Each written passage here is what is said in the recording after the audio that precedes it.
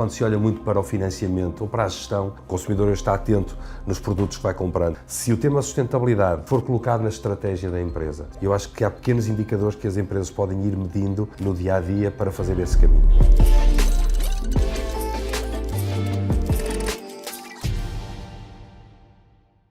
Olá, seja bem-vindo à série do Brand Channel que dá destaque aos temas que estão a dar que pensar no país e no mundo. E são os embaixadores e membros da Brand Community que nos ajudam precisamente aqui a refletir sobre os temas e os principais tópicos que dominam a atualidade. Neste episódio, o nosso convidado é o CEO da Unit Consulting, Bernardo Maciel, uma consultora nacional. Portanto, a Unit é uma consultora nacional que tem por propósito apoiar as empresas nas tomadas de decisões financeiras com o objetivo de aumentar a competitividade e fazer crescer o negócio. Antes de mais, gostaria que nos fizesse uma breve apresentação da Unit Consulting. Muito obrigado pelo convite e pela oportunidade. A Unit é, como dizia, uma consultora de gestão. Procuramos estar nos momentos de transformação das empresas, muito focado naquilo que é o tecido empresarial nacional, tipicamente naquilo que são as fases de investimento e de financiamento. Obviamente, depois vamos dando apoio em áreas complementares aos projetos de investimento, nomeadamente benefícios fiscais, e também naquilo que são os serviços de corporate finance, avaliação de empresas, fusões e aquisições, etc. O nosso posicionamento é tentar sempre estar a acrescentar valor àquilo que são as típicas necessidades das empresas portuguesas, muito PMEs. Normalmente são empresas que têm um foco muito grande naquilo que é capacidade técnica e muitas vezes, até porque muitas vezes as contas deles não lhes permitem ter no board elementos especializados nas outras áreas de negócio, marketing, finanças, operações, engenharia, etc. E nós podemos aportar com a nossa equipa nos momentos de mudança, quando há grandes projetos, quando há momentos que exige uma reflexão diferente na fase e no ciclo de investimento da empresa, nós podemos ser esse parceiro que os ajuda a dar o salto. E vamos falar precisamente aqui de uma realidade que toca invariavelmente todo o mundo empresarial, que é a sustentabilidade e esta necessidade de prosseguir um caminho mais sustentável. A transição para uma economia sustentável e com impacto neutro no clima até 2050 oferece novas oportunidades às empresas e aos cidadãos. Muitas empresas e investidores já iniciaram este percurso, mas ainda assim os investidores deparam-se também com desafios nesta tradição e muitos ainda não estão despertos sequer para esta necessidade, que é tão fulcral de resto para o desenvolvimento dos negócios e para o futuro do planeta. Bernardo, qual é a importância aqui do financiamento sustentável para o crescimento, também ele sustentável? E um bocadinho à própria gênese, o que é sustentabilidade? É garantir a perenidade de uma organização a médio e longo prazo, e somos um bocadinho mais abrangentes, da sociedade, do país, do ambiente, da natureza, e tudo aquilo que são os recursos que nós temos que gerir hoje, até como cidadãos, para garantir que gerações futuras poderão desfrutar das mesmas condições, melhoradas, obviamente, por aquilo que nós estamos a construir hoje, e ter a capacidade de continuar a construir e a viver como nós também fomos, de acordo com a herança que também fomos recebendo. Na verdade, quando se olha muito para o financiamento ou para a gestão, o tema sustentabilidade está normalmente na ordem do dia, mesmo antes desta nova temática do ESG e daquilo que são as temáticas ambientais. Ou seja, tentando centrar naquilo que é a nossa realidade empresarial portuguesa, empresas muito familiares, e o futuro é um tema que estas empresas e estes empresários vão sempre tentando acomodar, que é como é que eu vou passar a empresa para os meus filhos, como é que vai ser a sucessão. Portanto, a sustentabilidade, no sentido quase dicionário, está sempre presente na gestão das empresas. É verdade que hoje há um conjunto de preocupações adicionais. Primeiro porque aquilo que é a macroeconomia, o comércio internacional tem tido uma volatilidade bastante grande. Não podemos fugir, obviamente, do contexto dos últimos anos, desde o impacto da pandemia, o impacto que teve nas cadeias de valor, o impacto que teve no custo de um conjunto de matérias-primas e de recursos energéticos, depois estes fenómenos infelizes mais recentes dos dois conflitos. Portanto, tem tido um conjunto de desafios que os obriga a medir e a gerir um conjunto de variáveis maiores do que habitual e, portanto, investir exige muito mais cuidado. E quando investimos e nos financiamos numa lógica de médio e longo prazo, a sustentabilidade tem que estar muito bem acautelada. Esta é num sentido um bocadinho mais de gestão. Obviamente que naquilo que hoje tem sido um conjunto de derivadas, e falava das metas que existem a prazo, já foi de 30, 50, enfim, e é importante irmos colocando fasquias no calendário para nos aproximarmos daquilo que é a evolução do planeta. Todos os investimentos que são apoiados, seja do ponto de vista de financiamento bancário, seja daquilo que é uma área onde nós trabalhamos bastante, dos fundos europeus, têm que ter sempre este cuidado naquilo que são os investimentos. Desde logo, dos equipamentos que vão investir, terem essa preocupação energética, ou seja, mais eficientes energeticamente, mas também para todo o processo industrial ou o processo produtivo.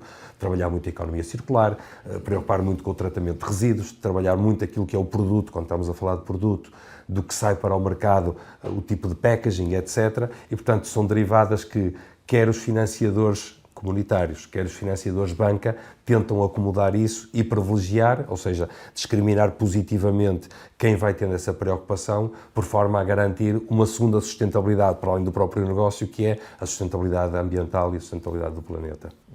Mas será que é possível conciliar a sustentabilidade aqui ambiental e social com a sustentabilidade financeira? Eu diria que é uma inevitabilidade. E olhando para o tema da sustentabilidade como mais uma variável, obviamente muito relevante e de grande dimensão, é mais um ponto que na estratégia das empresas tem que ser olhada como uma oportunidade. Ou seja, como é que eu consigo olhar para esta derivada da sustentabilidade? Pensemos naquilo que é o comportamento do consumidor. O consumidor está atento nos produtos que vai comprando, procura produtos que tenham uma matriz equilibrada na sua origem, produtos que prevejam o tema ambiental também no seu tratamento, empresários que têm, do ponto de vista de perfil, do ponto de vista de reputação, também cuidado com um conjunto de tarefas e é perfeitamente possível acomodar. Mais do que isso, eu diria potenciar, olhar como uma oportunidade. Se o tema sustentabilidade, e mais uma vez nas derivadas todas que eu falava há pouco, social, com o impacto que temos na comunidade, com os colaboradores, no ambiente necessariamente, no tratamento daquilo que são os nossos produtos, o cliente vai valorizar isso. Depois há o tema regulatório, que tem vindo muito para cima da mesa. Até porque há aí novas diretrizes da União Europeia, não é? As diretrizes vão tentando indicar qual é o caminho. Muitas vezes é difícil para os empresários acomodar imediatamente tudo aquilo que são diretrizes, mas nós também vamos recomendando aos nossos clientes que, mais do que tentar seguir uma regra fechada daquilo que são os regulamentos, que apesar de tudo não estão totalmente fechados, olhar mais como um caminho a fazer. Falamos muito em baby steps, ou seja, se for colocado na estratégia da empresa, se for colocado em cima da mesa das direções e dos boards, que a sustentabilidade tem que ser cuidada, eu acho que há pequenos indicadores que as empresas podem ir medindo no dia-a-dia para fazer esse caminho. E como é que se pode rentabilizar os investimentos efetuados, nomeadamente em inovação, direcionada para a sustentabilidade? É interessante colocar-me essa questão, pegando até naquilo que eu dizia há pouco, para crescer é fundamental a inovação. Para sermos mais competitivos é fundamental a inovação e o investimento para isso. E, portanto, se nós conseguirmos, naquilo que sejam os projetos inovadores que as empresas têm que desenvolver, acomodar sempre um ângulo de sustentabilidade, nós acreditamos que é uma vantagem competitiva. Desde logo regulatória, como dizia, também do ponto de vista de preço do dinheiro que irão buscar à banca, mas também do ponto de vista de mercado, porque o nosso mercado, entendendo muito mais o mercado ocidental, mais evoluído, castiga negativamente e beneficia positivamente as empresas que não têm ou têm, conforme dizia, a preocupação com os temas. Portanto, é perfeitamente acomodável. Se pensarem nas grandes marcas de luxo, por exemplo, o tratamento de peles, o tratamento de um conjunto de produtos, acomodam isso, as grandes marcas mundiais do luxo, acomodam isso no produto e mais do que conseguem capitalizar isso no preço, porque o seu cliente sofisticado valoriza isso. E é um tema de tendência que vai, e perdoe-me a perspectiva evolutiva, baixando nos segmentos de mercado em que os consumidores não estão atentos, portanto, é perfeitamente possível acomodar. Também por uma dinâmica, e ainda agora de uma forma mais técnica. Aquilo que são equipamentos mais sustentáveis, aparentemente mais caros no investimento, podem ter esta derivada de financiamento mais barato e têm também um tema de eficiência, seja no processo produtivo, seja até no próprio consumo energético, ganhos efetivos. E, portanto, pode haver, do ponto de vista de investimento, uma alavanca maior, mas depois é seguramente rentabilizável. E como é que estão a sensibilizar as empresas para esta realidade?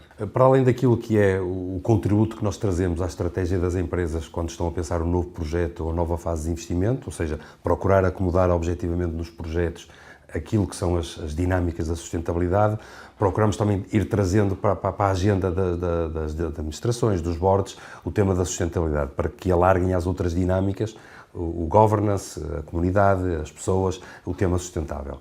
Por outro lado, também temos trazido ao longo dos anos uma iniciativa que se chama Heróis PME, que pretende premiar e destacar os percursos de empresas e empresários portugueses, PMEs sobretudo.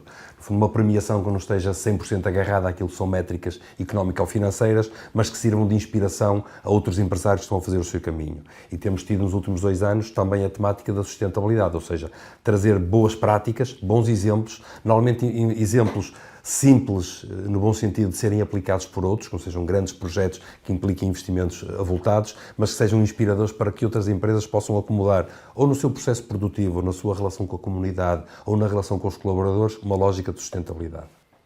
Muito bem, Bernardo, muito obrigada pelo contributo sobre este tema que está a dar que pensar em diferentes setores de atividade. Antes de terminarmos a nossa conversa, e como já é habitualmente neste espaço, peço que nos dê uma sugestão de cultura e lazer aos nossos espectadores e ouvintes. Okay. Eu partilhava, e foi um livro que comecei a ler precisamente ontem. Eu estive a semana passada na WOBI, uma conferência de liderança em Madrid que costuma haver todos os anos, onde vamos a direção toda da Unit, onde vamos tentar apanhar novas tendências, refletir um bocadinho sobre a gestão das empresas, conceitos inovadores. E um orador, já conhecia, foi CEO da Saatchi & Saatchi a nível mundial, o Kevin Roberts, que teve para ali uma palestra fantástica, um comunicador por excelência, partilhou um livro que publicou há pouco, que é o 64 Shots de Leadership in a Crazy World. E o que é? São um conjunto de dicas sobre liderança neste mundo complexo, como também ainda há pouco partilhávamos. E quando falo em 64 shots, é no sentido de ter 64 ideias e guias na liderança, e depois também tem a particularidade de partilhar 64 shots de fotografias de pessoas que inspiraram essas próprias dicas que ele partilha. Recomendo muito, é um livro de leitura bastante simples, mas que nos faz quase voltar à escola de coisas que muitas vezes nos esquecemos na gestão, na liderança dos negócios e das pessoas, que é importante não perdermos esse foco. Muito bem, Bernardo, muito obrigado pelo contributo e pela disponibilidade. Já sabe que pode acompanhar a série Dar que Pensar em versão vídeo no YouTube ou em versão áudio no Spotify. Não quero demais lembrar que é importante subscrever o nosso canal e ativar as notificações para não perder as estreias regulares e todas as novidades do Brands Channel. Obrigado por estar desse lado e continue connosco.